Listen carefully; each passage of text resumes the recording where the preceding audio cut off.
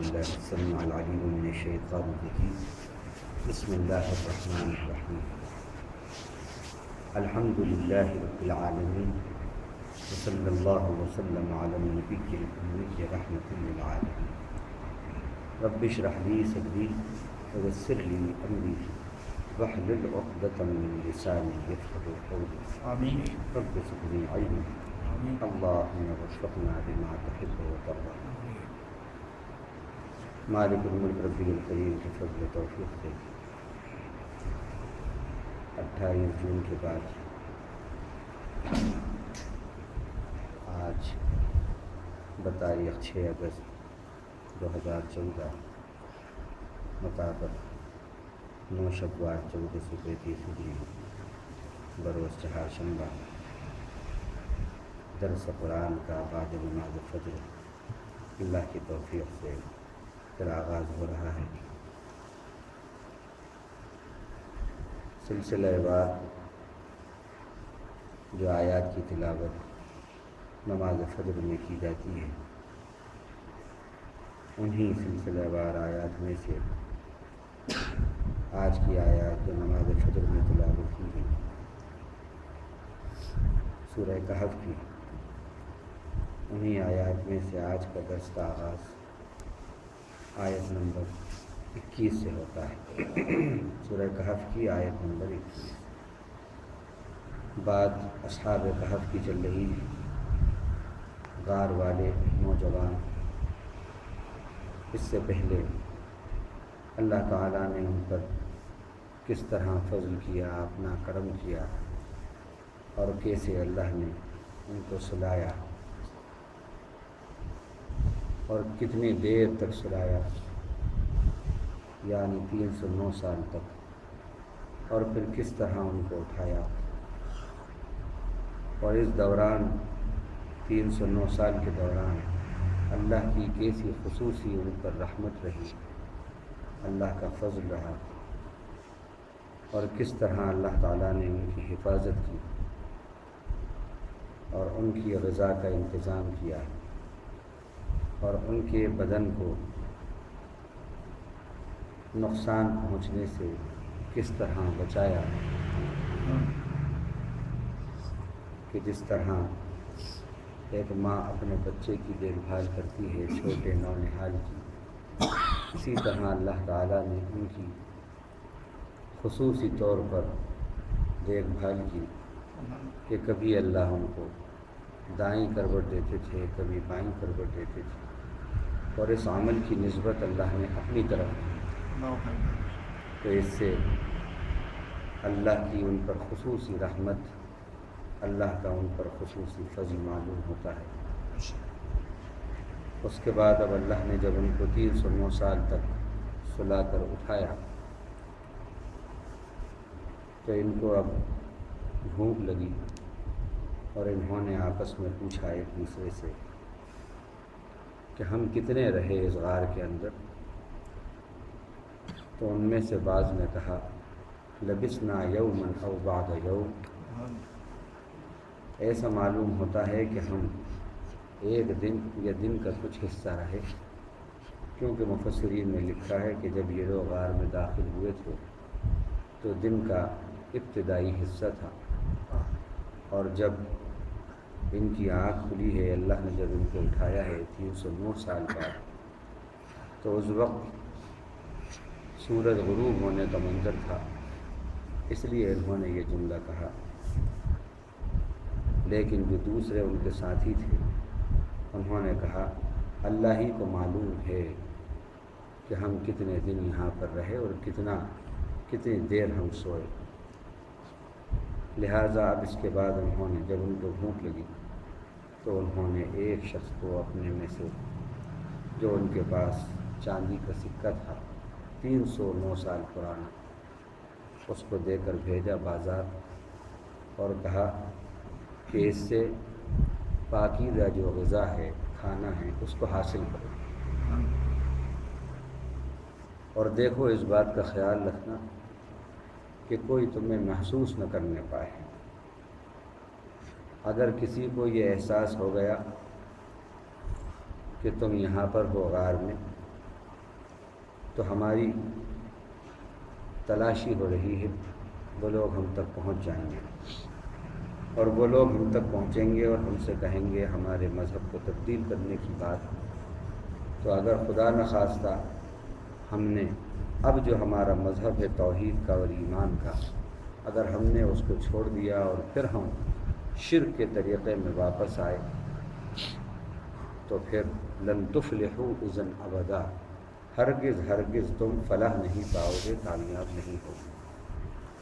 اب یہ جملے جو وہ کہہ رہے ہیں اور یہ اپنے آدمی کو وہ جو سمجھا رہے ہیں، یہ خود اس بات کی علامت ہے کہ وہ یہی سمجھ رہے ہیں کہ ہم بہت مختصر سے وقت کے لیے سوئے ہیں، اور ہمارا یہ سونا ابھی ابھی کی بات ہے، جبکہ وہاں پر 309 سال گزر چکے ہیں۔ چنانچہ یہ لوگ وہیں پر رہے، ان کا ایک ساتھی بازار گیا اور اس نے اس سکے کو بتایا،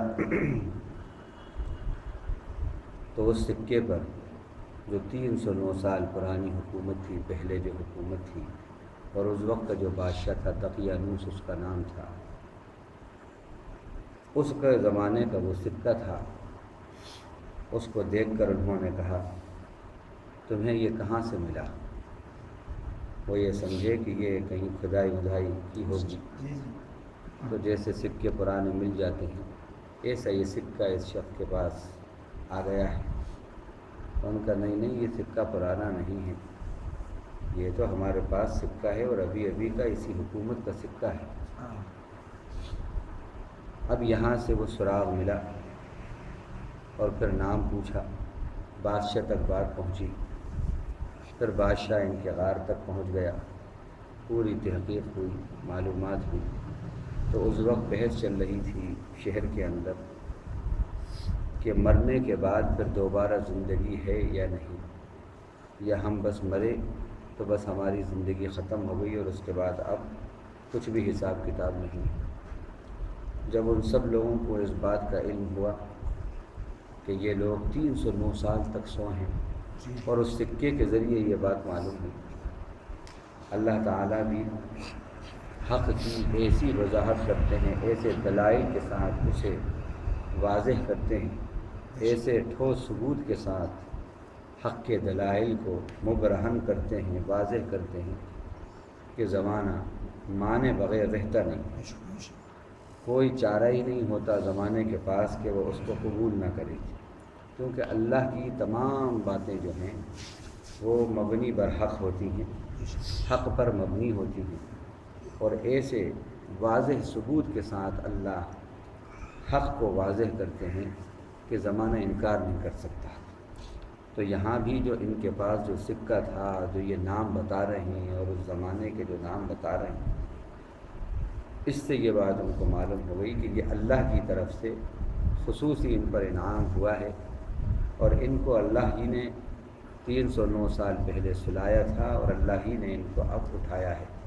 لہٰذا ہمیں اس بات پر پورا یقین ہو گیا کہ مرنے کے بعد بھی زندگی ہے، اور اللہ مرنے کے بعد پھر دوبارہ زندہ کرنے پر قادر ہے۔ وہ سب کے سب ایمان لے آئے۔ یہاں پر اسی کا ذکر ہے اس آیت کے اندر، آیت نمبر 21 کے اندر فرمایا اعوذ باللہ من الشیطان الرجیم وَكَذَلِكَ أَعْثَرْنَا عَلَيْهِمْ لِيَعْلَمُوا أَنَّ وَعْدَ اللَّهِ حَقٌّ، اور اسی طرح ہم نے ان کو آگاہ کر دیا، کس کو؟ شہر والوں، اصحاب کہف کے یعنی غار والے جو تھے ان کے حالات سے شہر والوں کو ہم نے آگاہ کر دیا۔ اللہ تعالیٰ کو آگاہ کرنا تھا شہر والوں کو اصحاب کہف سے، غار والوں سے، اس لیے اللہ تعالیٰ نے ان کو اٹھا کر پھر بازار بھیجا۔ اللہ نے اپنی طرف یہ نسبت کی، فرمایا اور اسی طرح ہم نے ان کے حال سے آگاہ کر دیا۔ لِيَعْلَمُوا أَنَّ وَعْدَ اللَّهِ حَقٌّ، تاکہ وہ یعنی شہر والے جان لیں کہ اللہ کا وعدہ سچ ہے، اللہ کا وعدہ سچ ہے۔ وَأَنَّ السَّاعَةَ لَا رَيْبَ فِيهَا، اور یہ بھی جان لیں کہ قیامت میں کوئی شک نہیں ہے، اذ یتنازعون بینہم امرہم فقالوا ابنوا علیہم بنیانا، یاد کرو اس وقت کو جب کہ وہ آپس میں جھگڑنے لگے، جھگڑا کر رہے تھے شہر والے ان کے معاملے میں، تو انہوں نے آپس میں کہا فقالوا ابنوا علیہم بنیانا، ان کے اوپر ایک عمارت بنا دو، یعنی ان کے غار پر ایک عمارت تعمیر کر دو۔ ربہم اعلم بہم، ان کا پروردگار ان کے بارے میں خوب جانتا ہے۔ قال الذین غلبوا علی امرہم، وہ لوگ جو غالب آ گئے تھے انہوں نے کہا، جو اپنے معاملے میں غالب آ گئے تھے انہوں نے کہا لنتخذن علیہم مسجدا، ہم ان پر ضرور ایک مسجد بنا دیں گے، ایک مسجد تعمیر کریں گے۔ تو مفسرین نے لکھا ہے کہ جب یہ لوگ اٹھے اور شہر والوں کو ان کے حالات سے آگاہی ہوئی اور وہ ان تک پہنچ گئے اور اللہ کی قدرت کا یہ جلوہ انہوں نے دیکھ لیا، تو پھر اللہ تعالیٰ نے یہ کیا کہ یہ اصحاب کہف پھر اپنے مقام پر ہی جہاں سوئے تھے وہیں پر پہنچے ہیں، اور وہیں پر کچھ بس وقت کے بعد یہ لیٹے ہیں، اور پھر ان کی روح اللہ نے پرواز کر دی، قبض کر لی، اور وہیں پر ان کا انتقال ہو گیا۔ اب جب ان کا انتقال ہو گیا وہاں پر، تو شہر والوں نے اب آپس میں کہا، کیونکہ اب ان کا مقام بڑا بلند ہو گیا تھا، اور آپ کو معلوم ہے کہ یہ دنیا جو ہے چمتکار کو نمسکار کرنے والی دنیا ہے۔ اب لوگوں کو معلوم ہو گیا، اوہ یہ تو بڑے صاحب کرامات لوگ ہیں، یہ لوگ جو ہیں بڑی کرامتوں والے ہیں، ان کی کرامتیں ظاہر ہو گئی تھیں۔ انسان کی جب کوئی بات اس طرح کی ظاہر ہو جائے تو پھر زمانہ اس سے جڑتا ہے اور پھر اس کی بڑی ریسپیکٹ کرتا ہے، اور جب تک کوئی ایسی بات ظاہر نہ ہو تو اس بیچارے کی کوئی زیادہ پوچھ ہی نہیں ہوتی، لیکن جب کوئی اس طرح کی کوئی بات اس سے صادر ہو جائے تو پھر زمانہ اس کی طرف متوجہ ہو جاتا ہے۔ تو اب یہاں بھی لوگوں کی نظر میں بڑی ان کی ایک عزت ہو گئی، ان کا ایک مقام ہو گیا۔ اب یہ گویا کہ لوگوں کی نظر میں اولیاء اللہ میں شامل ہو گئے، صاحب کرامات ہو گئے۔ تو اب لوگوں نے کہا کہ بھائی ہم اب ایک نشانی بنائیں گے، یہ اس جگہ کو، ان کی اس غار کو ہم ایک نشانی بنا دیں گے تاکہ لوگوں کو معلوم ہو کہ یہ کیسے لوگ تھے۔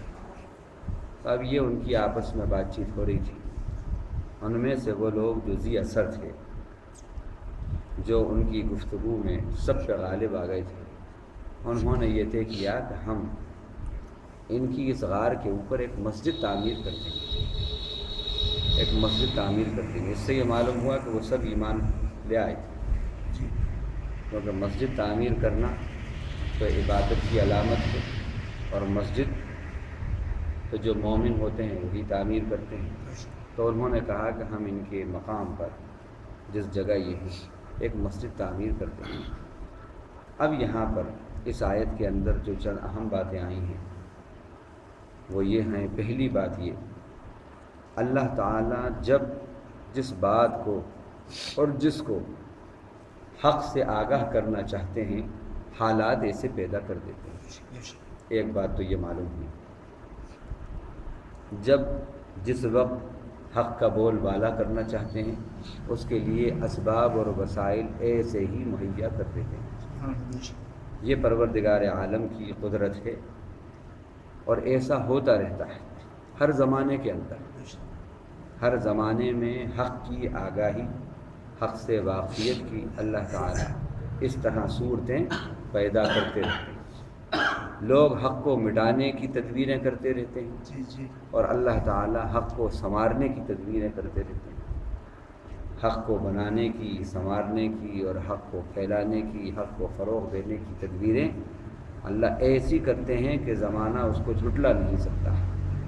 ایک بات تو یہ ہمیں معلوم ہوئی۔ دوسری بات یہ معلوم ہوئی کہ اللہ کا وعدہ جو ہوتا ہے وہ برحق ہوتا ہے۔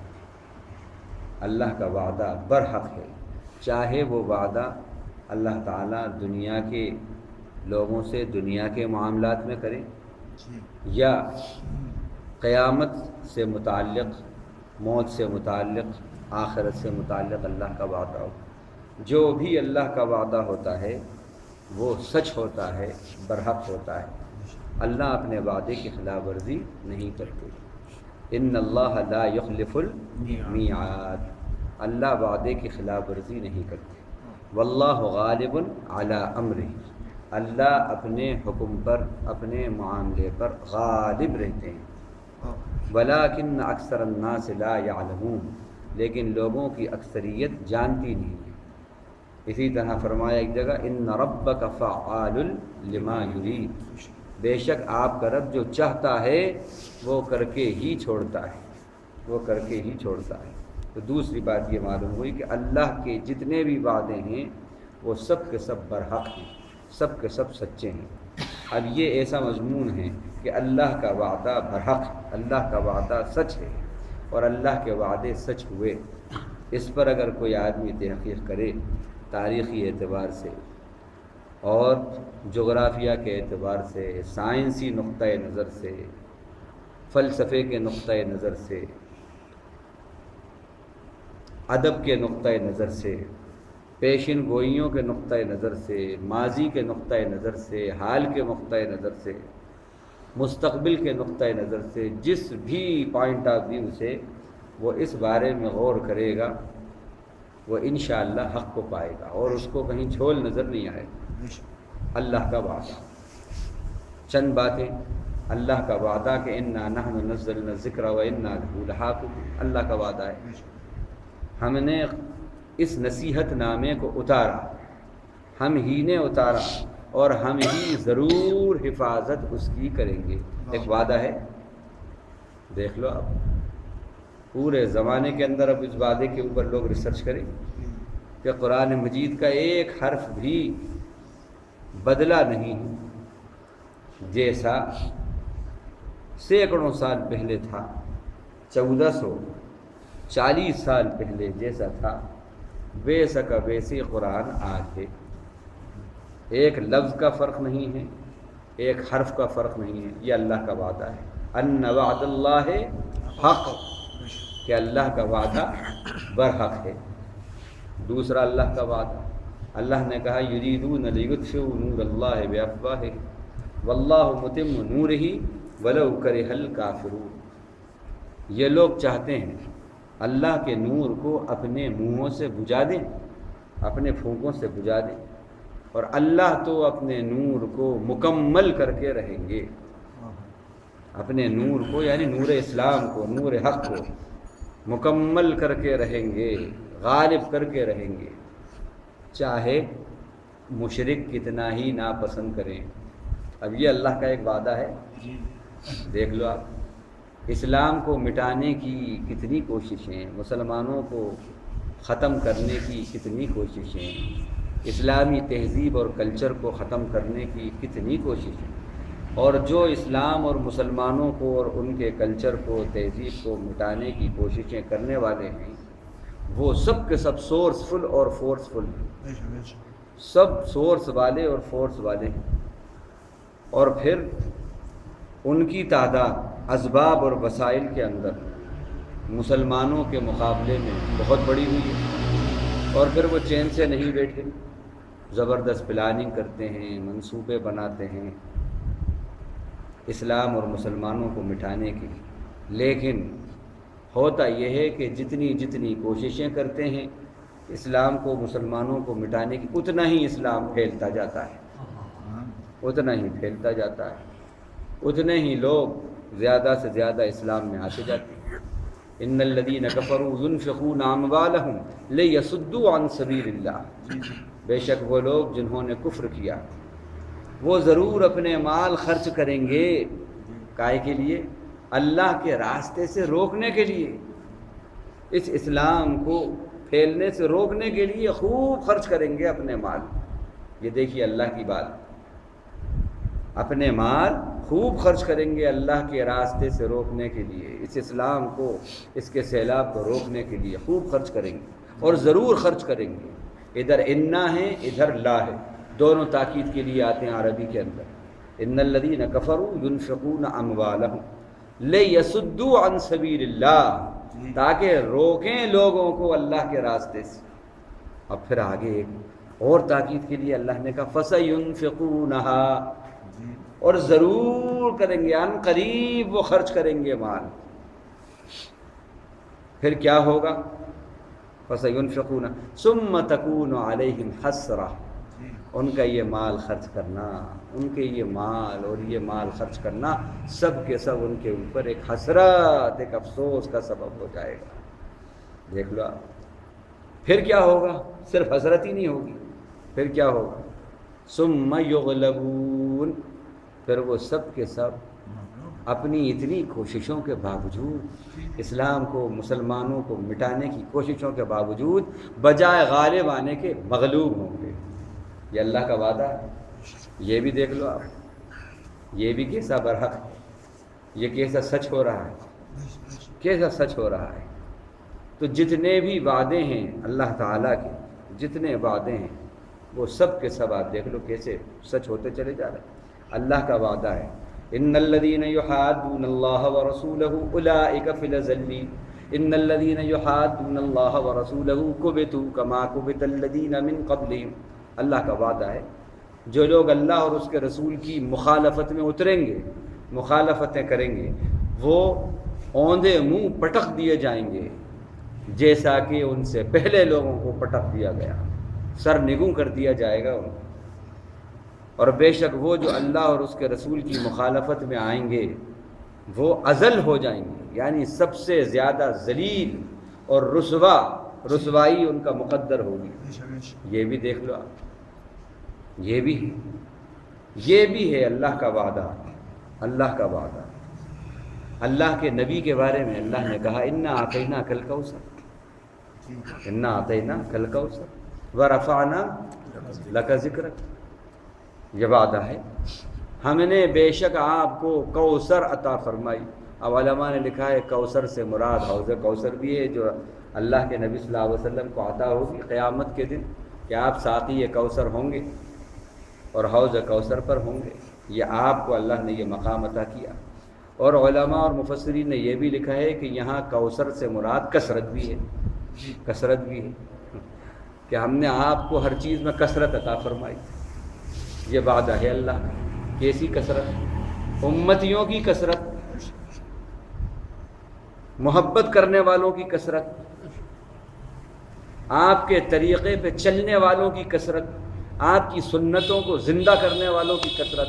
مجھے بتا دو دنیا کا بڑے سے بڑا لیڈر، بڑے سے بڑا لیڈر جس کے بڑے سے بڑے فین ہوں، خوب فین ہوں، بڑے سے بڑا کوئی ہیرو ہو، بڑے سے بڑا لیڈر ہو، پلیڈر ہو، اور بڑے جس کے فین ہوں، مجھے بتا دو ایسی کوئی شخصیت کہ اس لیڈر کی ایک ایک ادا پر کروڑوں لوگ نقل کر رہے ہیں، اس کی ایک ایک ادا پر.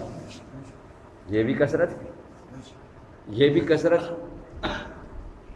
آپ کوئی ایک نام ایسا بتاؤ کہ جس کے نام پر اتنے نام رکھے جاتے ہوں دنیا کے اندر، اتنے نام رکھے جاتے ہوں، بتاؤ. اس میں بھی انا اعطینا کل کوثر، محمد محمد محمد محمد محمد، جس کو دیکھو نام کے آگے محمد جوڑ رہا ہے، محمد جوڑ رہا ہے. یہ دیکھیے اللہ کا وعدہ ان وعد اللہ حق. اللہ کا وعدہ برحق ہے، اللہ کا وعدہ برحق ہے.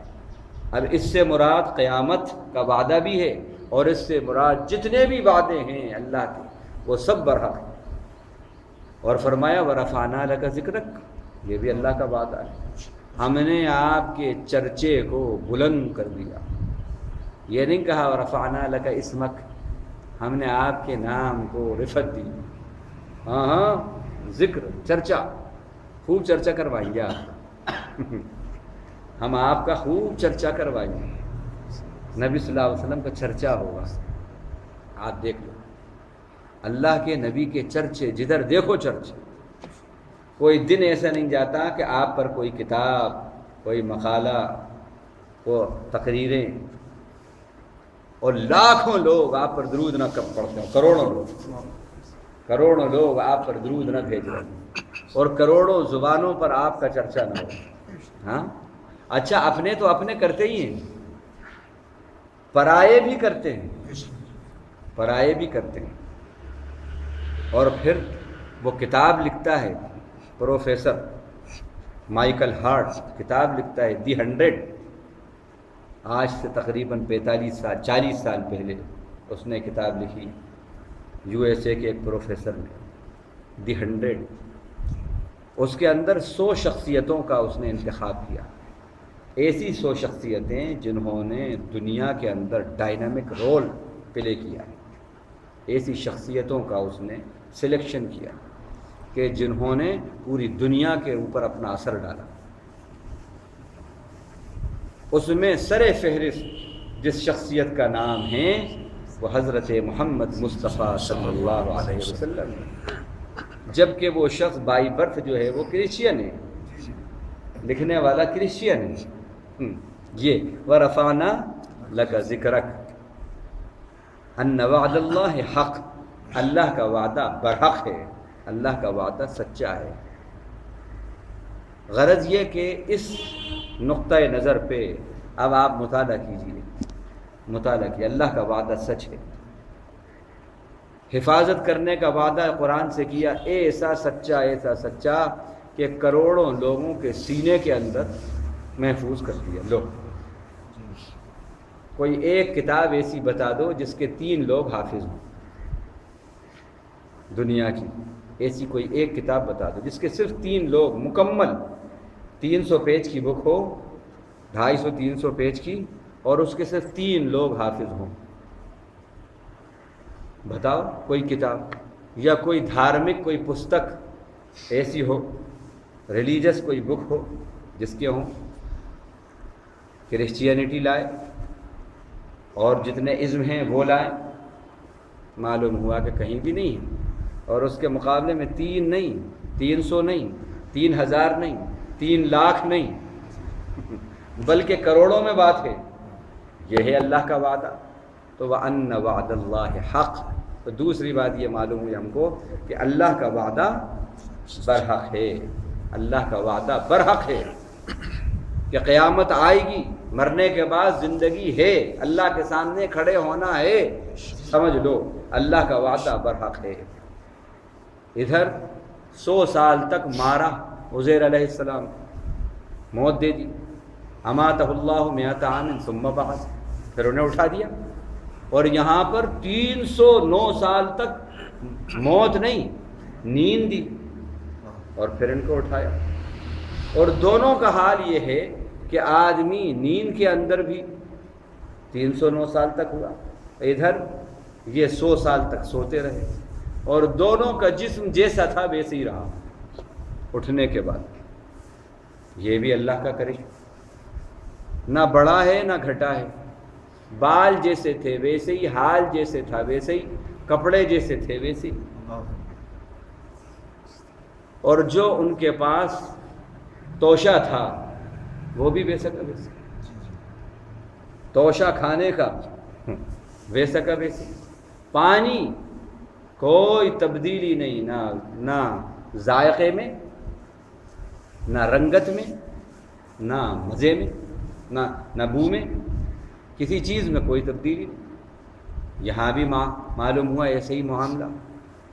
تو اللہ تعالیٰ نے یہ بتایا کہ دیکھو جو رب 100 سال تک مار کر زندہ کر سکتا ہے دوبارہ، 309 سال تک سلا کر دوبارہ زندہ کر سکتا ہے، تو وہ رب تم سب کو بھی مار کر دوبارہ زندہ نہیں کر سکتا. یہ دیکھ لو، ان کو دیکھو اصحاب کہف کو، وہ کر سکتا ہے. اور پھر مرنے کے بعد زندگی ہے، اور تم سب کو جو زندگی دے رہا ہے وہی موت دے گا، تم سب کو اس کے حضور حاضر ہونا ہے. تو یہ دوسری بات اس کے اندر ہی آئی، ان وعد اللہ حق. تیسری بات وَأَنَّ السَّاعَةَ لَا رَيْبَ فِيهَا، قیامت کے اندر کوئی شک نہیں ہے. لا ریب فیہا بھی کہہ سکتے تھے، گرامر کے اعتبار سے وہ بھی صحیح ہوتا. لا ریبن فیہا، لیکن یہاں پر ریبا کامن ناؤن لائے، نکرہ لائے اور ایک زبر لائے۔ یہ وہی ہے لا جو کلمہ طیبہ کے اندر لا ہے، لا الہ الا اللہ والا۔ اس لا کو عربی کی گرامر کے اعتبار سے لائے نفی جنس بولتے ہیں۔ لائے نفی جنس مطلب یہ ہے کہ اس جینڈر کی جتنی بھی چیزیں ہیں وہ سب کو نیگیٹ کرتا ہے۔ جیسے آپ کہیں، ہم اکثر مثال دیتے ہیں، جیسے ہم کہیں لا طیر علی الشجر، درخت پر پرندہ نام کی کوئی چیز نہیں ہے۔ کیا مطلب پرندوں کی جتنی اسپیشیز پائی جاتی ہیں دنیا میں، جتنی نسلیں پائی جاتی ہیں، جتنی بھی نسلیں پرندوں کی پائی جاتی ہیں، ان میں سے کوئی بھی نسل کا پرندہ درخت پر نہیں ہے۔ یہ ہے لائے نفی جنس، نو برڈ آن دی ٹری۔ کلمے میں بھی یہی ہے، لا الہ الا اللہ، معبود نام کی کوئی چیز ہے ہی نہیں جس کی کہ بندگی کی جائے۔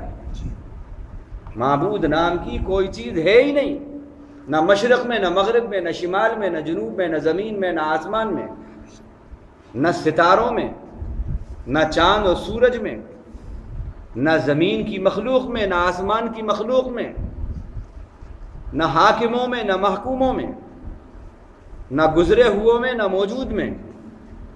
اگر ہے تو الا اللہ، وہ اللہ کی ذات ہے۔ یہ ہے لا الہ الا اللہ۔ یہی لا الہ الا اللہ میں جو لا ہے، اسی لائے نفی جنس کو یہاں بھی استعمال کیا، لا ریب فیہا۔ اس قیامت میں کوئی شک نام کی چیز نہیں ہے، کوئی شک نہیں کرنا کہ قیامت کیسے آئے گی بھی کہ نہیں آئے گی۔ ہم پھر خدا کے سامنے جو یہ کہہ رہے ہیں نہ پیغمبر کہ تمہیں حاضر ہونا ہے، ایسا ہوگا نہیں ہوگا، کوئی شک نہیں ہے اس میں، بالکل شک نہیں ہے، ذرا سا بھی شک نہیں ہے۔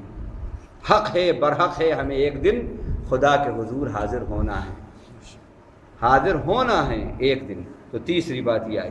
چوتھی بات، ان لوگوں نے کہا کہ ہم ان کے اوپر ایک مسجد بنا دیں گے، ایک مسجد بنا دیں گے۔ حدیث شریف کے اندر آتا ہے، مسلم اور بخاری شریف کی حدیث کے اندر آتا ہے، اور یہ بالکل آپ کی آخری وصیتوں میں یہ وصیت ہے کہ آپ صلی اللہ علیہ وسلم کے پاس ایک وفد آتا ہے شام سے، بخاری شریف میں حدیث موجود ہے، آ کر وہاں کے حالات بتاتا ہے یہود اور نصارہ کی، کہ اللہ کے نبی، ہم نے دیکھا کہ ان لوگوں نے اپنے جو گزرے ہوئے بزرگ تھے ان کی قبروں پر وہ طواف کرتے ہیں، وہ سجدے کرتے ہیں۔ یعنی یہود اور نصارہ نے اپنے بزرگوں کی قبروں کو سجدہ گاہ بنا لیا، مسجدیں بنا دی وہاں پر۔ تو اللہ کے نبی صلی اللہ علیہ وسلم لیٹے تھے، اٹھ کر بیٹھ گئے، اور یہ جملہ آپ نے کہا، لعنت اللہ علی الیہود والنصارى لانہم اتخذوا قبور انبیاء اللہ مساجدا۔ اللہ کی لعنت ہو یہود اور نصارہ پر کہ انہوں نے انبیاء کی قبروں کو سجدہ گاہ بنا دیا، سجدہ کرنے کی جگہ بنا دیا۔ اور اسی طرح آپ صلی اللہ علیہ وسلم نے ایک بات پھر اور کہی کہ تم سے پہلے لوگ جو گمراہ ہوئے ہیں وہ کیسے ہوئے ہیں کہ انہوں نے اپنے جو بزرگ تھے ان کی قبروں کو سجدہ گاہ بنا لیا، اور ان کی تصویریں پھر وہاں پر مسجدیں بنا کر، ان کی قبروں پر مسجدیں بنا کر ان کی تصویریں آویزاں کر دی وہاں پر۔ اس سے ان کے اندر شرک آیا اور گمراہی آئی، یہ آپ نے فرمایا۔ اور پھر آپ نے ایک پیشن گوئی میں یہ بھی فرمایا، لَتَتَّبِعُنَّ سُنَنَ مَنْ كَانَ قَبْلَكُمْ شِبْرًا بِشِبْرٍ وَذِرَاعًا بِذِرَاعٍ۔ تم بھی ضرور پیروی کرو گے ان لوگوں کی جو تم سے پہلے گزرے ہیں، بارش برابر بارش، ہاتھ برابر ہاتھ۔ پوچھا اللہ کے نبی کہ آپ کی مراد یہود و نصارہ؟ آپ نے فرمایا اور کون؟ تو آپ دیکھ لیجئے جو پچھلے لوگ تھے ان کے اندر جن اسباب سے، جن ذرائع سے شرک آیا، ان میں ایک بات یہ بھی تھی کہ قبروں کو سجدہ گاہ بنا دیا۔ قبروں کو سجدہ گاہ بنا دیا، اور تصاویر کے ذریعے شرک آیا، مجسموں کے ذریعے شرک آیا۔ یہی دو باتیں سبب بنیں گی اس امت کے اندر بھی شرک کے پھیلنے کا، اور آج سبب بن رہی ہے یہ دو باتیں، یہ اللہ کے نبی کی پیشن گوئی۔ تو تیسری بات اس میں، چوتھی بات اس میں جو بہت اہم ہے وہ یہ کہ ایمان کے معاملے میں بہت احتیاط کرنا چاہیے، ایمان کے معاملے میں بہت احتیاط کرنا چاہیے۔ آپ نے فرمایا اتقوا مواضع التہم، تہمت کی جگہوں سے بھی بچو۔ حضرت امام احمد بن حنبل کا تو اتنا سخت مسلک ہے، جو حضرت عبد القادر جیلانی رحمۃ اللہ علیہ حنبلی ہیں، حنفیوں کو خاص طور سے خوب سوچنا چاہیے، بڑے پیر صاحب کی محبت کے دم بھرتے ہیں، اور بڑے پیر صاحب حنفی نہیں ہیں، بڑے پیر صاحب شافعی نہیں ہیں، بڑے پیر صاحب حنبلی ہیں۔ اور امام احمد بن حنبل کا اتنا سخت مسلک ہے کہ اگر کسی مسجد کے اندر قبر بھی ہے تو وہ وہاں بھی نماز نہیں پڑھتے، اتنا سخت مسلک ہے، وہ کہتے ہیں یہاں نماز ہی نہیں ہوتی، اسی آیت کی بنیاد پر کہ جہاں پر قبر ہے وہاں پر مسجد نہیں، کیوں کہ یہاں وہاں پر خطرہ ہے، خطرہ ہے، شرک کا خطرہ ہے۔ تو یہاں یہ بات معلوم ہوئی کہ پچھلی امتوں کے اندر بھی جو شرک آیا وہ قبروں کے ذریعے آیا، تصاویر کے ذریعے آیا۔ ان دو باتوں سے ہمیں بھی بہت آگاہ ہونا ہے۔ یہ بہرحال یہ چار باتیں آج کے درس کے اندر آئیں، تو اللہ سے دعا ہے کہ پروردگار عالم قیامت کی تیاری کی ہمیں توفیق عطا فرمائے، مرنے کے بعد کی تیاری کی توفیق عطا فرمائے، اور اپنے ایک ایک وعدے پر ہمیں کامل یقین کر کے اس کے مطابق جو ہمیں حکم ملا ہے عمل کرنے کا، اللہ تعالی ہمیں اس پر عمل کرنے کی توفیق عطا فرمائے۔ وآخر دعوانا الحمدللہ رب العالمین۔ سبحان اللہ وبحمدہ، سبحانک اللہم وبحمدک، نشہد ان لا الہ الا انت، نستغفرک ونتوب الیک۔ اللہم اجعلنا من الذین یستمعون القول فیتبعون احسنہ۔ اللہم اسمعنا منادی الجنة مع الابرار، ربنا آتنا فی الدنیا حسنہ وفی الآخرۃ حسنہ وقنا عذاب النار۔ اللہم انا نسألک الہدى والتقى والعفاف والغنى، ربنا تقبل منا انك انت السميع العليم وتب علينا انك انت التواب الرحيم، وصلى الله تعالى على خير خلقه محمد وآله وصحبه اجمعين، آمين والحمد لله۔